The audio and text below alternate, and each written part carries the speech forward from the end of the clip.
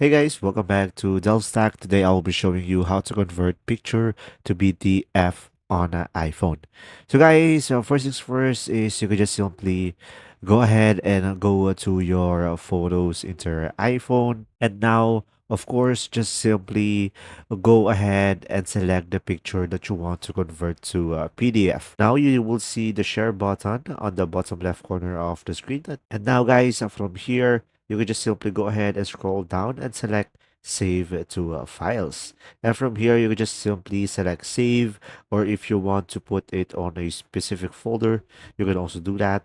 Just simply go ahead and select save on the top right corner. And once you have done that, you can just simply go ahead and go to your files app and go ahead and tap on it.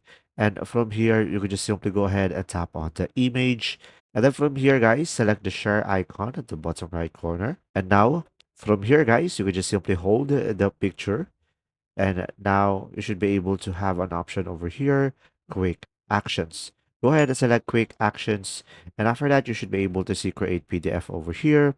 And from here, we should be able to have a PDF file over here. When I tap on it, as you can see, this is currently a PDF file. And pretty much that's it. If you found this video helpful, please like and subscribe, and thanks for watching.